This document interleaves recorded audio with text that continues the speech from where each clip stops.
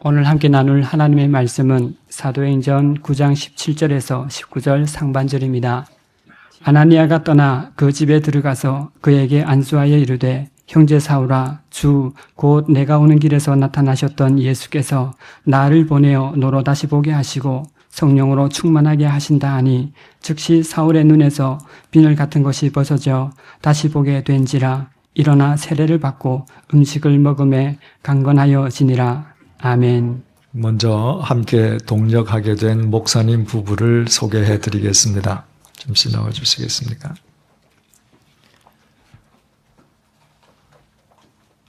정한조 목사님 그리고 부인 이상순님 부부입니다. 두 분 설아에는 각각 9살, 7살 된 2명의 아들들이 있습니다. 1965년도생인 정한조 목사님은 그러니까 우리 나이로 43살이 됩니다. 부산대학교 영어영문학과를 졸업하고 장로회 신학대학 신학대학원을 졸업했습니다. 주님의 교회에서 교육전도사, 청년 담당 전임 목사, 교구 전임 목사로 사역을 했습니다. 그리고 2001년부터 금년 9월까지 만 6년 동안 제네바 한인교회 담임 목사로 사역했습니다. 그 기간 동안 제네바 한인교회를 유럽 대륙에서 가장 모범적인 교회로 세우는 출중한 능력의 목사님입니다. 제가 따라갈 수 없는 깊은 영성의 소유자이기도 합니다. 앞으로 우리 교회 청년부를 전임하는 목사님으로 수고하겠습니다. 함께 내조하는 우리 이상순 님이 얼마나 훌륭한 분인지는 앞으로 함께 신앙생활 해가는 가운데 여러분들께서 아시게 될 것입니다. 두 분과 함께 사역하게 되어서 얼마나 기쁜지 모르겠습니다. 박수로 환영해 주시기 바랍니다.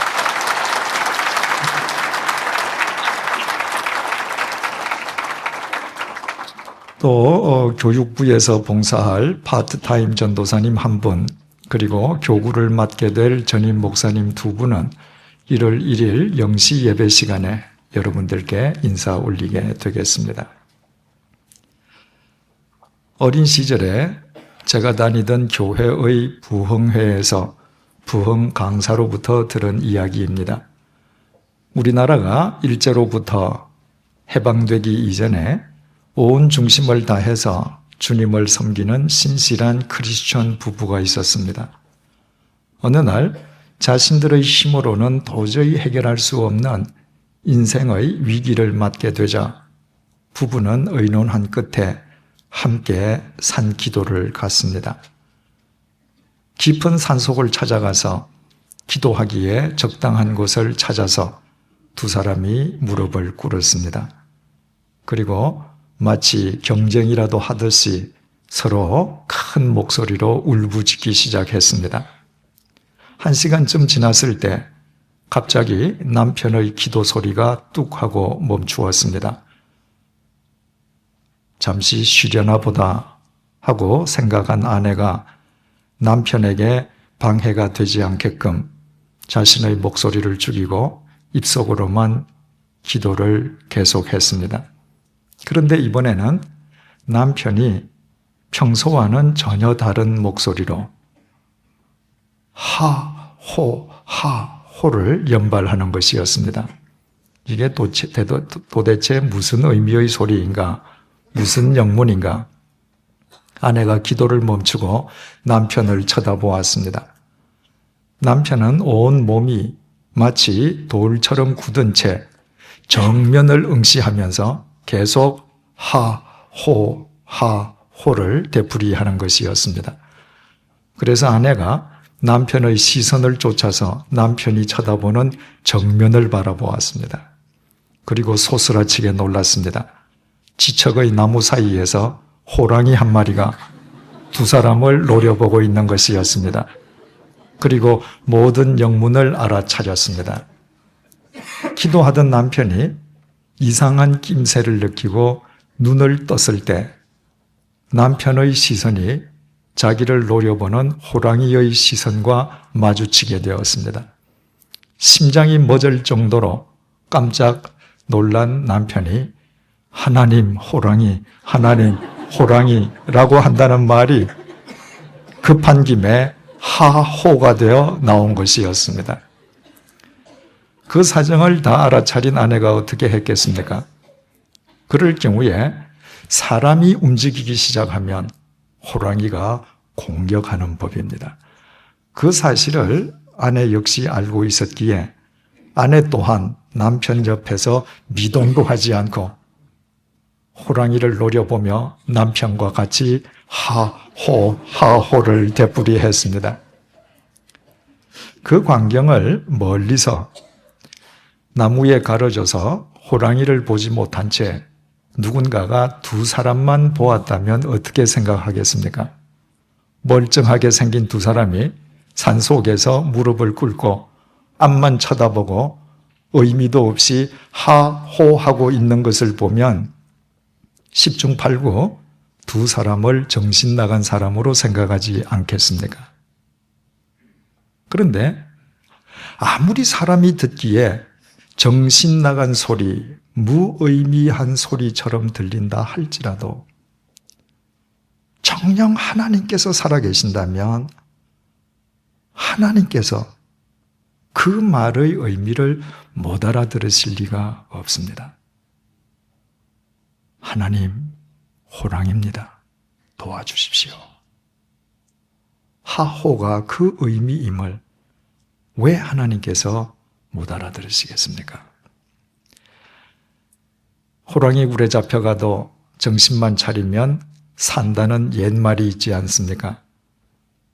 호랑이가 공격의 기회를 엿보면서 아무리 기다려도 두 사람이 미동도 하지 않고 무엇을 믿는지 자기를 노려보며 이상하게 하호만 계속 부르짖자 결국 기다리다가 지친 호랑이가 되돌아가 버렸습니다. 이 이야기가 실제의 이야기인지 아니면 누군가가 지어낸 이야기인지는 저로서는 알 길이 없습니다. 하지만 이 이야기가 우리에게 주는 소중한 깨달음이 있습니다. 우리의 중심이 하나님을 향해 있는 한 우리가 우리의 삶을 하나님께 의탁한 이상 하나님을 향해 드리는 우리의 모든 말과 소리에는 의미가 없을 수 없다는 것입니다. 우리는 셰익스피어나 톨스토이 같은 대문호가 아니지 않습니까? 키케로처럼 한 시대를 압도하는 위대한 웅변가도 아니지 않습니까? 어떻게 우리가 우리의 심정을, 우리의 생각을, 주님을 향한 우리의 뜻을 언어로 완전 무결하게 표현해낼 수 있겠습니까? 때로는 어린아이의 말처럼 유치하고 어린아이의 소리처럼 무의미하게 들릴 수도 있지 않겠습니까?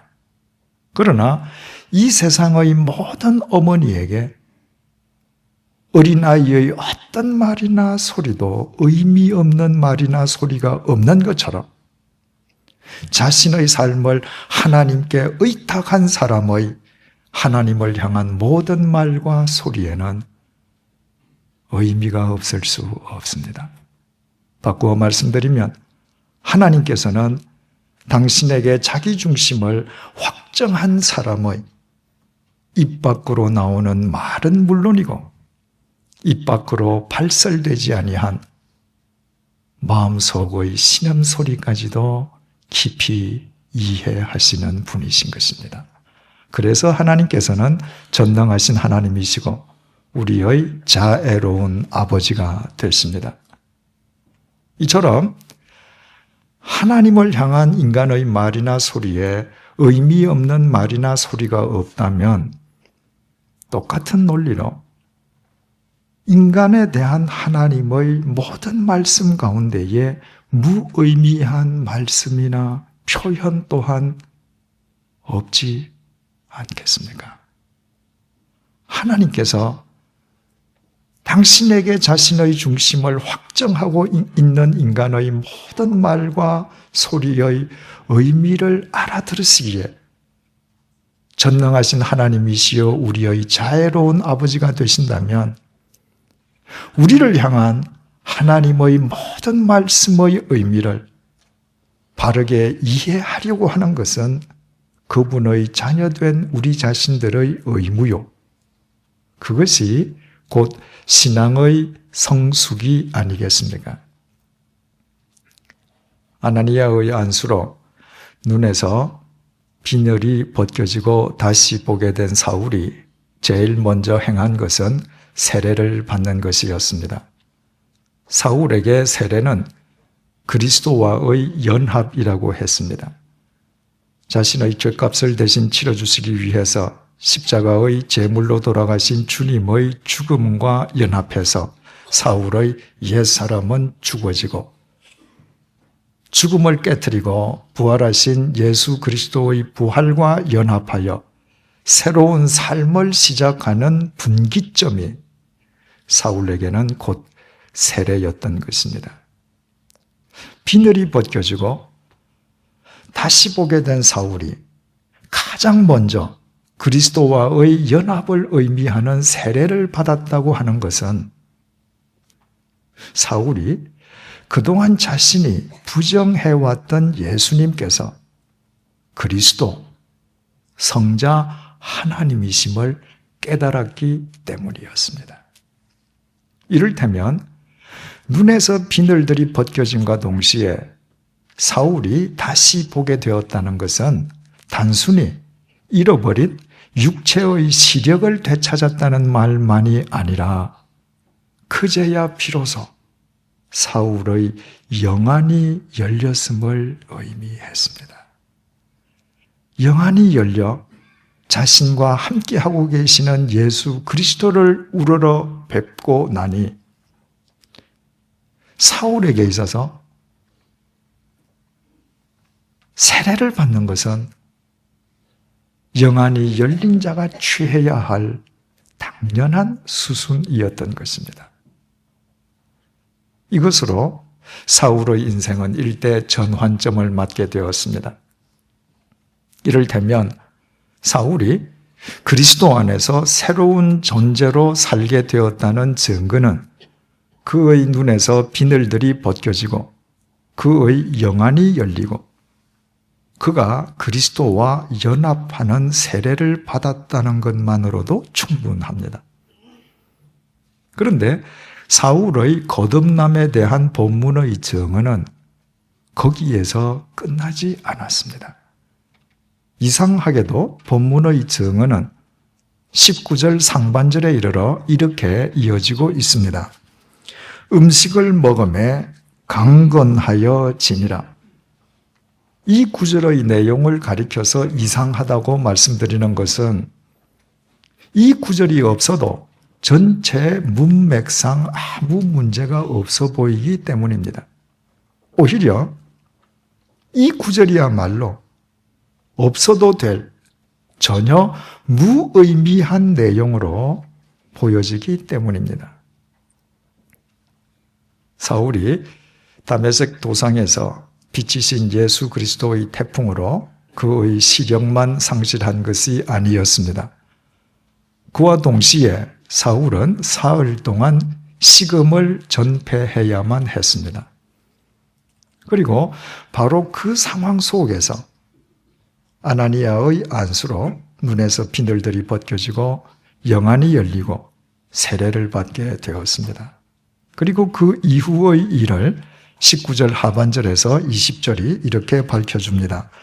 사울이 다메섹에 있는 제자들과 함께 며칠 있을새 즉시로 각 회당에서 예수가 하나님의 아들이심을 전파하니 세례를 받은 사울은 그 직후부터 다메섹에 있는 유대인의 회당을 찾아다니면서 예수님께서 구원자, 성자 하나님 되심을 전파하기 시작했습니다.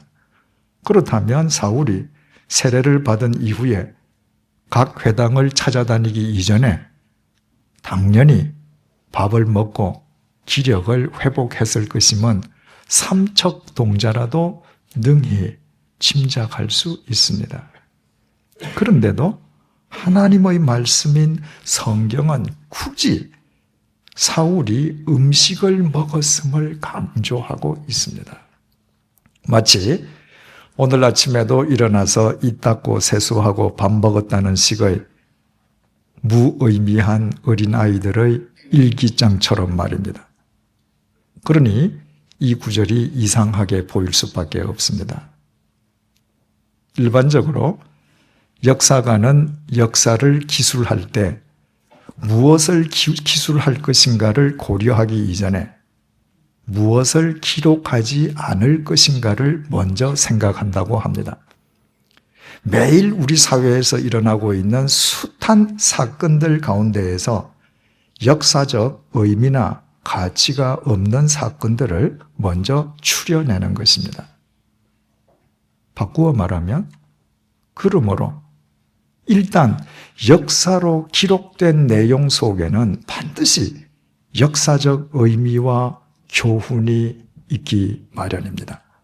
그것은 추려낸 결과, 즉 한 시대의 의미의 집약이기 때문입니다. 하나님의 말씀인 성경도 이와 똑같습니다. 성경은 하나님께서 천지를 창조하신 이래 예수 그리스도의 십자가를 통해서 인간에 대한 하나님의 구원을 완성하시기까지 이 세상에서 일어났던 크고 작은 모든 사건들의 집대성이 아닙니다. 성경은 인간에 대한 하나님의 구원과 관련된 말씀과 사건들을 추려낸 구원의 역사책입니다. 그래서 성경 속에는 예수님께서 아침에 일어나셔서 이를 닦으시고 세수하시고 진지를 드셨다는 식의 내용은 일체 없는 반면에 아무리 하찮아 보이는 표현이라 할지라도 일단 성경 속에 기록된 문장이나 표현 속에는 절대적인 의미와 메시지가 들어 있을 수밖에 없는 것입니다. 그래서 예수님의 일상적인 식사에 관한 이야기는 성경이 철저하게 침묵하고 있지만, 그러나 예수님께서 세리와 창기와 식사하신 것은 성경이 분명하게 기록하고 있습니다. 유대인들이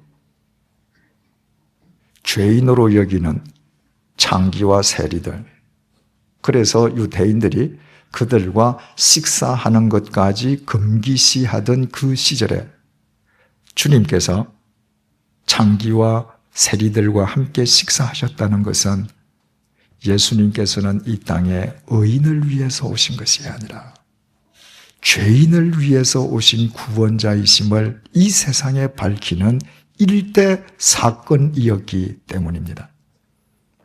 그런 관점에서 사울이 음식을 먹고 강건해졌다는 오늘의 본문 내용 역시 불필요하게 성경에 잘못 삽입된 무의미한 내용이 아니라 바로 이 내용 속에 하나님께서 우리에게 주시고자 하시는 절대적인 의미와 메시지가 들어있음을 알게 됩니다. 음식을 먹음에 강건하여지니라. 이 짧은 문장은 두 개의 동사로 이루어져 있습니다. 먹다는 동사와 강건해지다는 동사입니다.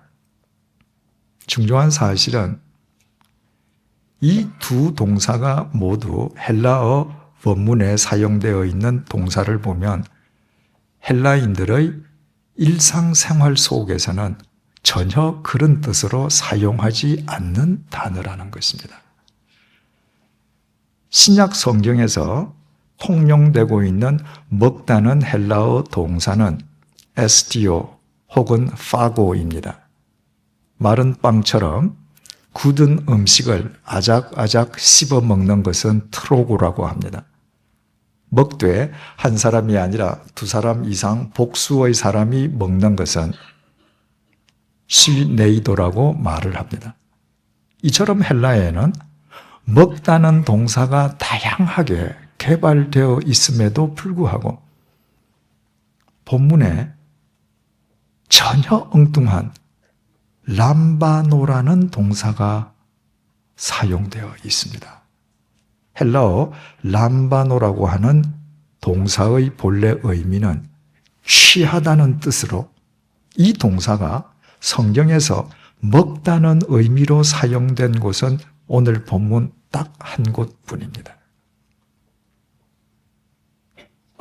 간과할 수 없는 것은 람바노라는 이 동사 속에는 생명을 취하다는 뜻이 깃들어져 있는데 그때의 생명은 참 생명을 의미한다는 것입니다.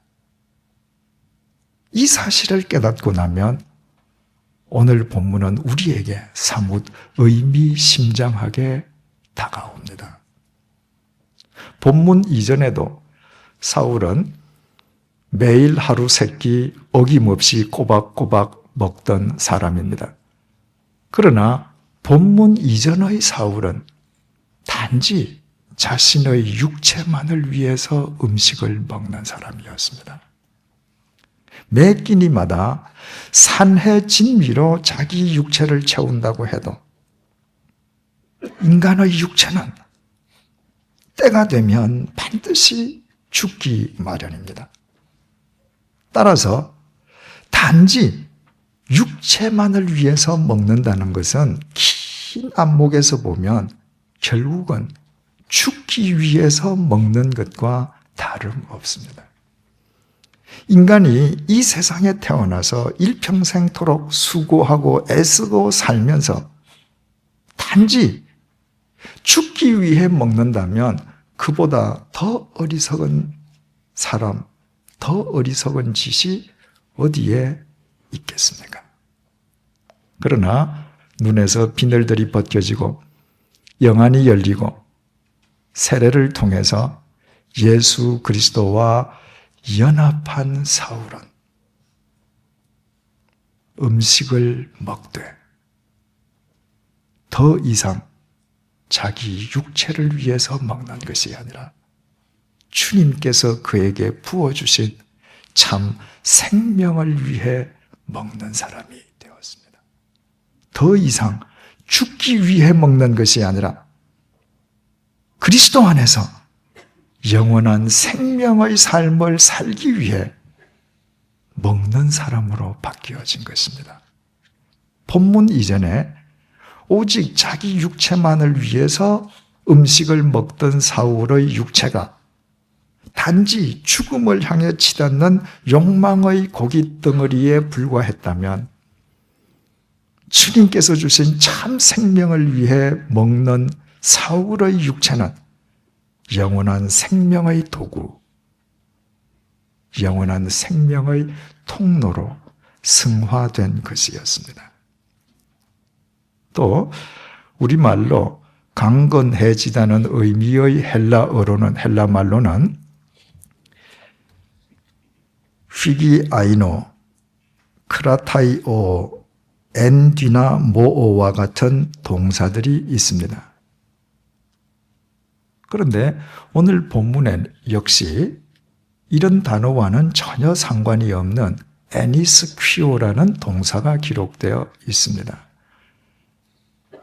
이 동사 역시 본문을 제외하면 신약 성경에서 딱 한 군데만 기록되어져 있습니다. 예수님께서 십자가에 못 박혀 돌아가시기 전에 겟세마네 동산에서 당신의 임박한 죽음을 내다보시면서 땀방울에 피가 맺히기까지 처절하게 기도하셨습니다. 그때 있었던 일을 누가복음 22장 43절이 이렇게 밝혀주고 있습니다.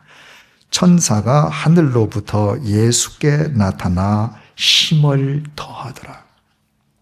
최후의 기도를 드리시는 예수님께 하나님께서 보내신 천사가 나타나 힘을 더했다는 바로 이 동사가 에니스퀴오입니다.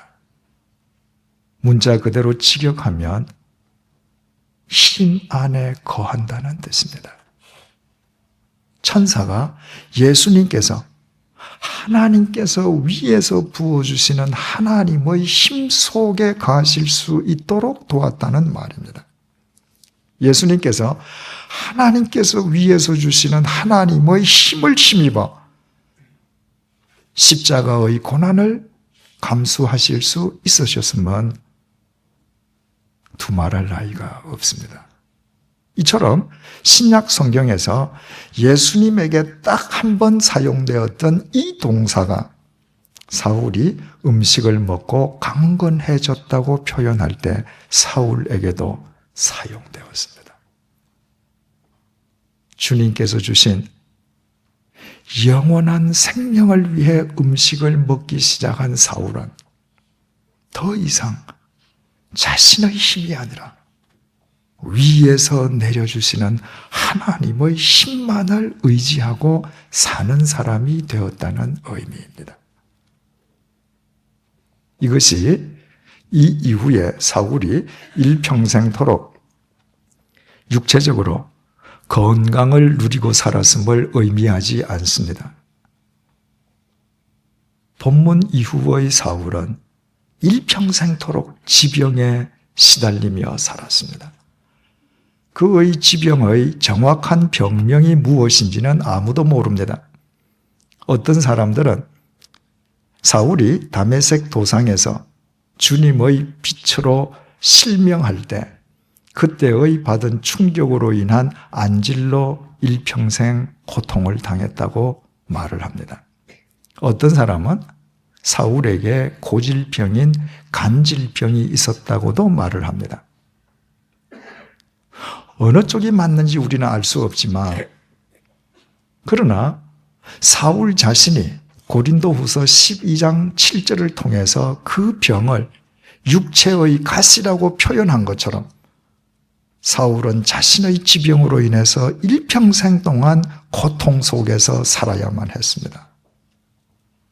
몸 속에 가시를 넣고 살아가는 사람의 괴로움과 고통을 우리가 어떻게 상상인들 할 수 있겠습니까? 이처럼 본문 이후의 사울은 육체적으로 병약하기 짝이 없었지만 그러나 위에서 내려주시는 하나님의 힘을 힘입어 살았던 사울은 건강한 육체의 대명사인 헤라클레스가 감히 흉내낼 수조차 없는 영원하고도 위대한 삶을 살았습니다. 본문 이전의 사울은 자기 육체가 원하는 대로 먹고 마시면서 자기 힘만을 의지했습니다. 대단히 결단적이고 의지에 찬 젊은이처럼 보이지만 그러나 본문 이전의 사울의 삶은 생명과는 전혀 무관한 죽음의 삶이었을 뿐입니다. 그러나 눈에서 비늘들이 벗겨지고 영안이 열리고 세례를 받은 이후의 사울은 온갖 핍박 속에서 제대로 먹지도 마시지도 못했습니다. 오죽했으면 고린도후서 11장 27절을 통해서 추리고 목마르고 여러 번 굶고 춥고 헐벗었다고 토로했겠습니까? 거기에다 지병까지 겹쳐 있었습니다. 그와 같은 사울의 몰골이 본문 이전의 사울의 몰골보다 형편없어졌을 것이면 두말할 나위가 없습니다. 그러나 사울은 피골이 상접한 그 몰골로 인류의 역사를 새롭게 하는 사도 바울이 되었습니다. 우리가 사울을 우리 믿음의 본어로 존중하는 이유는 참 생명을 위해서 먹고 위에서 주시는 하나님의 힘만을 의지해서 사는 사울의 이 두 번째 인생으로 인함입니다. 이집트 왕궁에서 먹고 싶은 대로 먹고 마시고 싶은 대로 마시고 자기의 힘만 의지했을 때 모세는 자기 마음에 들지 않는 병사를 때려 죽이는 죽음의 도구에 불과했습니다. 그러나 비록 미디안 광야의 양치기 노인으로 전락했을 망정 영원한 생명을 추구하고 하나님의 힘을 겸손하게 의지했을 때 그는 그 늙은 나이에 출애굽의 대지도자가 되었습니다. 여리고의 라합이 자기 원하는 대로 먹고 자기의 미모만을 믿었을 때 그는 천한 기생이었습니다. 그러나 참 생명을 사모하며 하나님의 힘을 의지함으로 그녀는 자신의 이름을 예수 그리스도의 족보 위에 올리는 위대한 신앙의 여인이 되었습니다. 삼손이 자기 정욕만을 위해서 먹고 마시고 자기의 힘만을 신봉했을 때 그는 적군에게 생포되어 멀쩡한 두 눈이 뽑히고 마치 짐승 같은 노예와 놀이개로 전락했을 뿐입니다. 그러나 그가 참 생명을 회복하고 자기 힘이 아니라 하나님의 힘을 의지했을 때 여전히 눈이 뽑히고 적군의 포로인 상태에서 그는 이스라엘을 구원해내는 사사가 되었습니다. 삭개오가 오직 탐욕만을 위해서 먹고 마실 때 그는 모든 유대인들이 미워하는 부정한 탐관오리였습니다. 그러나 예수 그리스도의 생명을 접하고 그 생명에 자기 자신을 의탁함으로 그는 구원받은 모든 사람들의 영원한 표징이 되었습니다. 둘째 아들이 아버지의 재산을 절반이나 들고 나아가서 먹고 마실 때 그는 희대의 탕아였습니다. 그러나 그 속에 참 생명을 갈구하면서 아버지를 찾아 되돌아갔을 때 그는 진정으로 회개한 새로운 피조물이 되었습니다. 우리말 얼굴의 본딘말은 얼꼴, 얼의 꼴, 다시 말해서 영혼의 모습이 얼굴에 드러난다는 의미라고 했습니다. 인간의 영혼 그 자체는 보이지 않습니다.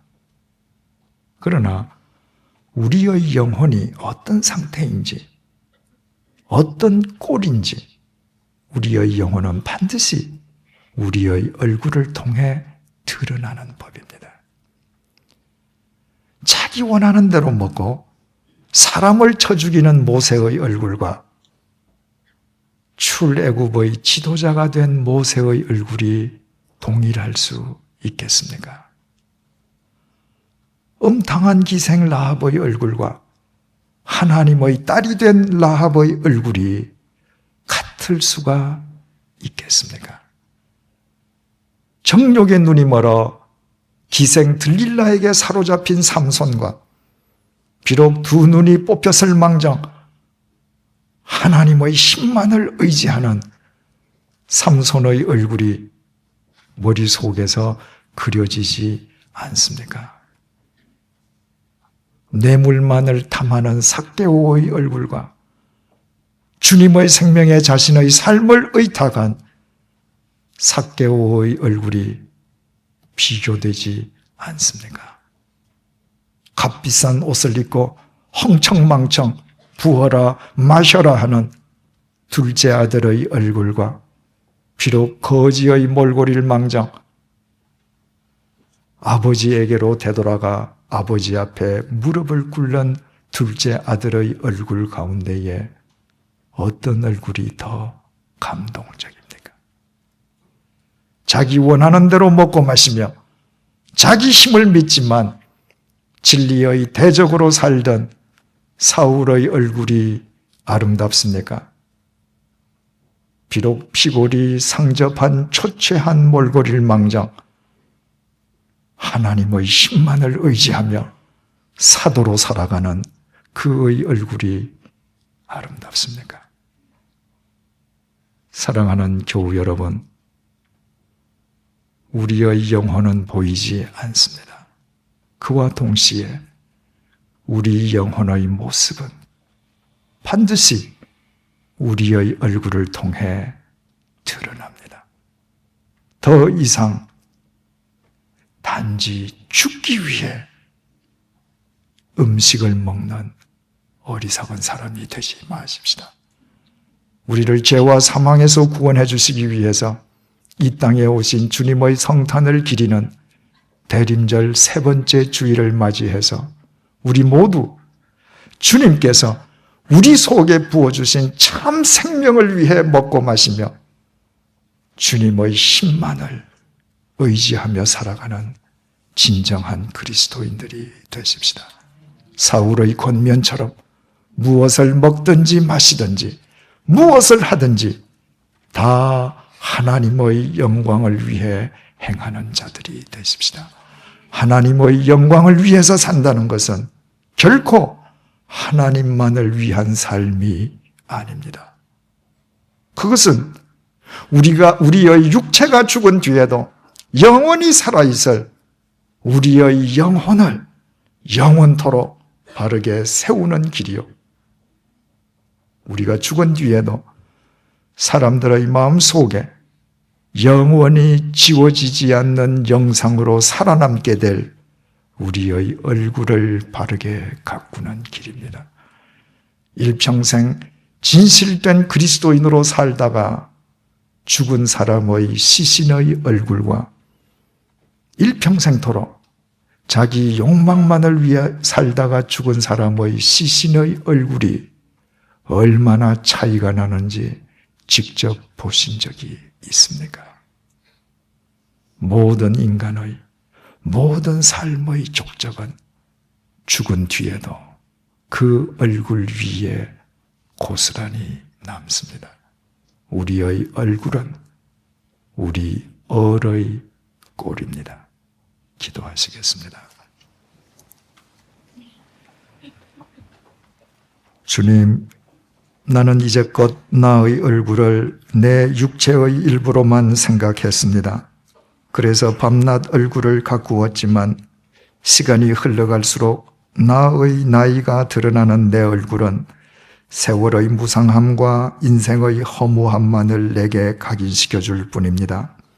그러나 오늘 뜻깊은 대림절 세 번째 주일을 맞이하여 나의 얼굴이 내 영혼의 꼴임을 일깨워 주셔서 감사합니다. 더 이상 죽기 위해 먹는 어리석은 사람이 아니라 살기 위해 주님께서 이미 우리에게 주신 참 생명을 위해 먹고 마시는 지혜로운 그리스도인이 되게 하여 주옵소서. 날이 갈수록 쇠잔해질 수밖에 없는 나의 힘이 아니라 영원하신 하나님의 힘을 의지하고 살아가도록 도와주옵소서. 비록 나의 육체는 세월의 흐름 속에서 쇠퇴할지라도 나의 영은 그리스도 안에서 날이 갈수록 강건케 하여 주옵소서. 강건한 나의 영혼이 나의 얼굴을 통해 나의 삶을 통해 세상에 드러나게 하여 주옵소서. 그와 같은 나의 얼굴과 삶이 이 세상에 하나님을 보여주는 생명의 화면이 되게 하여 주옵소서. 나의 중심이 하나님을 향해 있는 한 하나님을 향한 나의 말 중에 의미 없는 말이 없듯이 나를 향한 하나님의 모든 말씀 가운데에도 무의미한 말씀이 있을 수 없음을 잊지 말게 하여 주옵소서. 대수롭지 않아 보이는 성경의 표현 속에서도 하나님께서 내게 주시려는 절대적 의미를 깨닫는 통찰력을 주셔서 호흡이 있는 동안에 이 세상을 날로 성숙한 그리스도인으로 살아가도록 인도하여 주옵소서. 예수님의 이름으로 기도드립니다. 아멘.